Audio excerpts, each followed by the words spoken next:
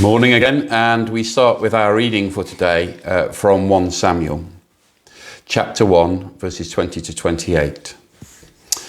So in the course of time, Hannah became pregnant and gave birth to a son. She named him Samuel, saying, "Because I asked the Lord for him." When her husband Elkanah went up with all his family to offer the annual sacrifice to the Lord and to fulfill his vow, Hannah did not go. She said to her husband, "After the boy is weaned, I will take him and present him before the Lord, and he will live there always." "Do what seems best to you," her husband Elkanah told her. "Stay here until you have weaned him. Only may the Lord make good his word." So the woman stayed at home and nursed her son until she had weaned him. After he was weaned, she took the boy with her, young as he was, along with a 3-year-old bull, an ephah of flour and a skin of wine, and brought him to the house of the Lord at Shiloh. And she said to him, "Pardon me, O Lord, as surely as you live, I am the woman who stood here beside you praying to the Lord. And I prayed for this child, and the Lord has granted me what I asked of him. So now I give him to the Lord. For his whole life he shall be given over to the Lord." And he worshipped the Lord there.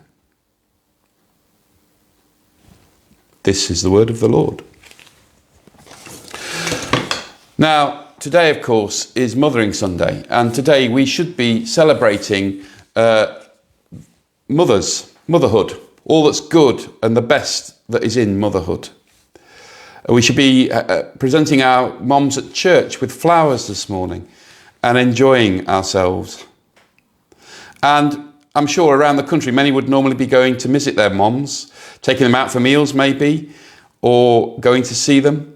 But of course, because these are not ordinary times, these are extraordinary times, unprecedented times, this is not possible.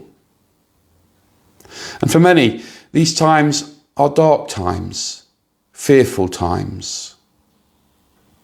A time when our lives have been thrown upside down, where our daily routines are out and we're having to do things that we wouldn't normally do.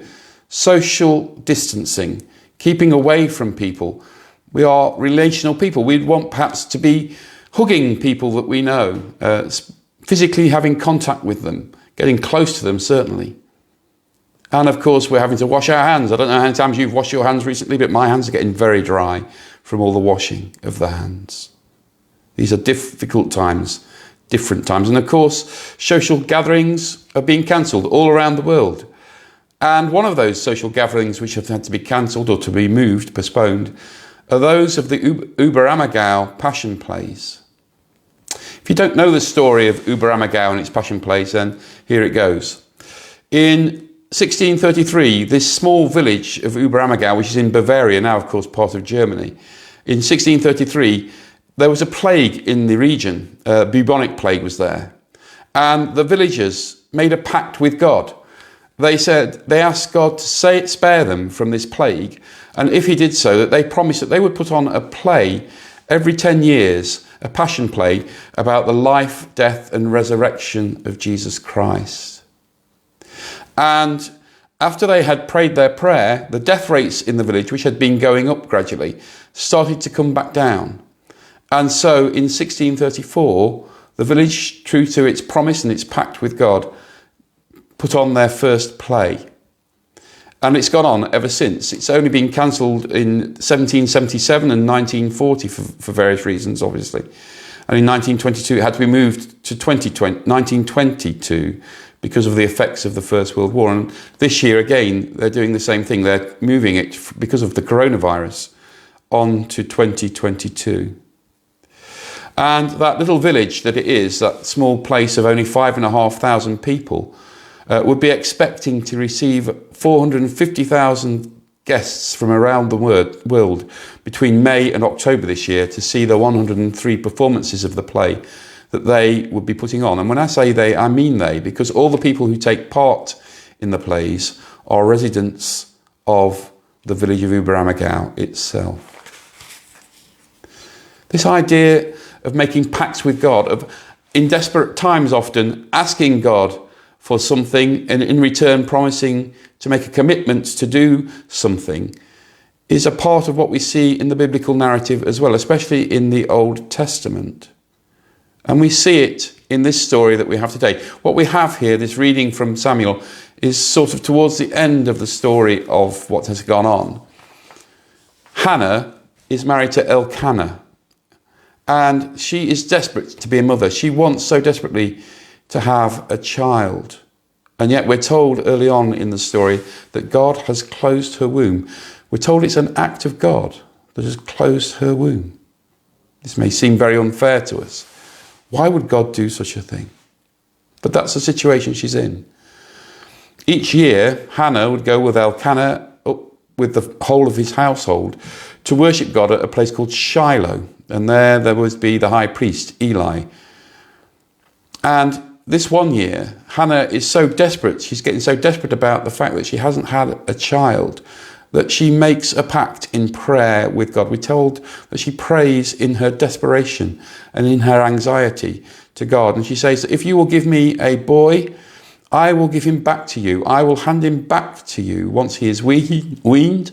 I will hand him over to become a Nazirite, to be with Eli, the high priest, and to take part in looking after the rituals of the temple, of the place of worship.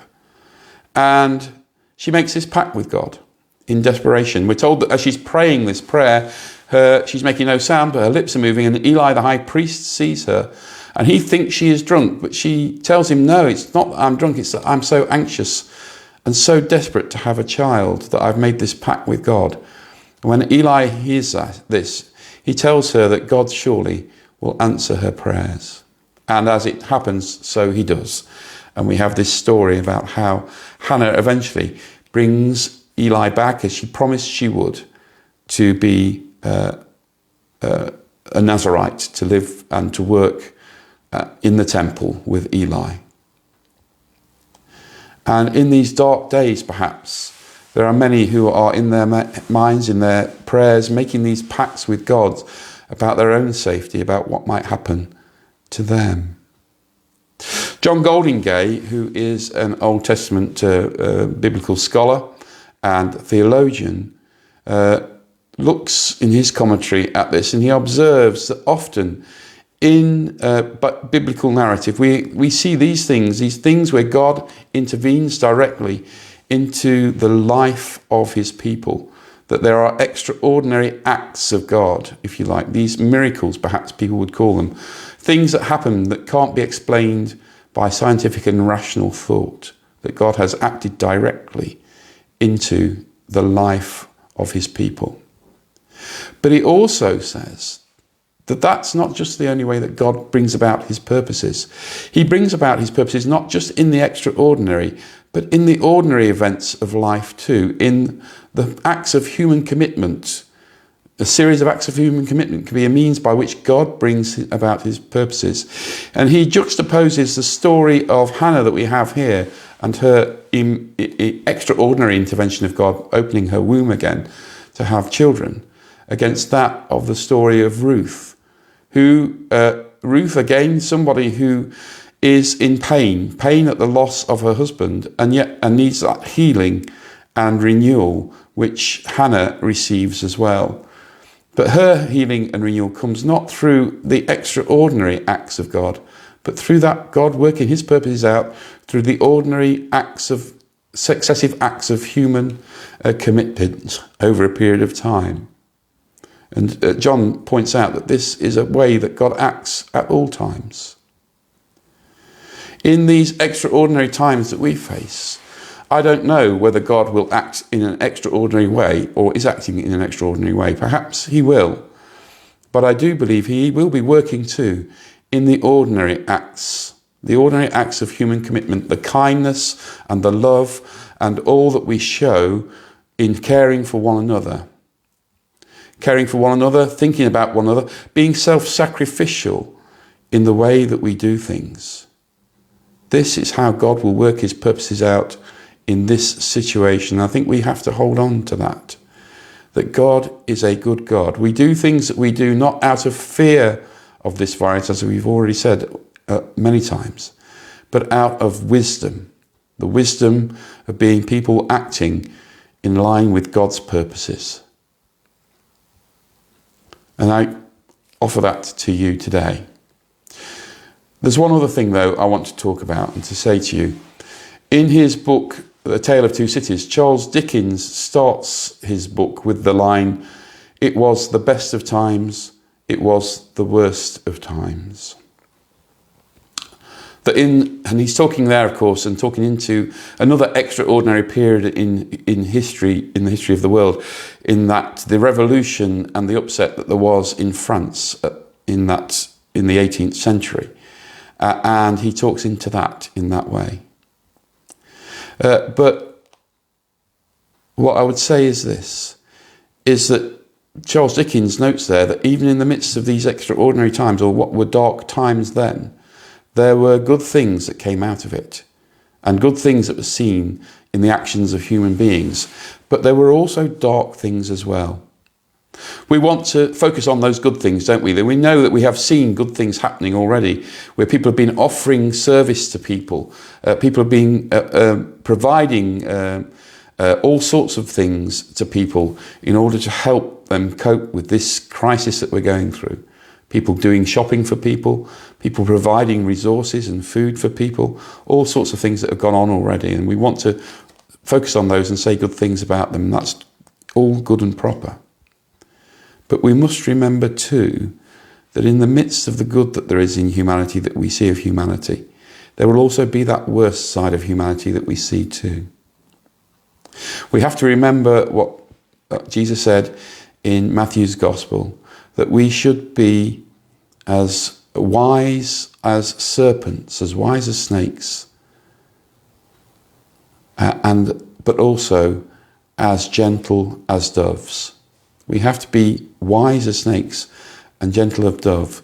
We need to be thinking about what it is that sometimes we're being fed or told, especially things that are coming over on social media and the internet. There are people who will do things in these desperate times, that are not the best things. They will do them perhaps out of greed. They will do them perhaps out of the sense of making mischief. And they will do and say them out of the sense of perhaps wanting to be the people that are focused on and heard. I remember from my time as a dietitian that we would often come across people who were in desperate situations for whom we had no answers to their illness. We couldn't cure what they had. But those people were vulnerable, in a vulnerable position, like people are now, a vulnerable and perhaps desperate position. And they would be preyed on by people offering them all sorts of remedies and special diets and all sorts of things that they said would help them cure them, none of which had any basis in science or fact, and none of which would do them any good, and some of which indeed would potentially do them harm. We have to think about this when we hear about things coming over on social media as well. There is fake news around. We know that. We know that word from Donald Trump, of course. But truly there is that fake news around. I know I've observed on the BBC news site where they do this debunking of things that are out there, that several things have already been debunked. One is to do with the idea that garlic might in some way help protect us from this virus, or that drinking hot drinks will do, or that drinking water every 15 minutes will do so. All these things have been debunked. And also one that has been debunked is this idea that we can make some kind of homemade hand sanitizer out of cheap vodka. There's no way that we can do that. But there will also be perhaps ways in which people will take advantage, especially of those who are most isolated and vulnerable, of people financially. And we must look out for people. We must take care of people. And we must be the ones that are there to support and help people, to bring God's purposes about in the ordinary things that we do. As I've said to you, please do keep aware of what we're doing on our social media, on our Facebook page. For those of you who are on the WhatsApp group, keep up to date with that, and with the of course, with our church website as well. Our Facebook page is St. James, St. John's. You know that because you're on it. And our website is jamesandjohn.org.uk. We'll talk to you again soon, I'm sure. In the meantime, keep well, keep safe, and keep looking after one another. And keep focused on those promises of God, that we can know that he will come through for us, that he will be there for us at all times. Amen.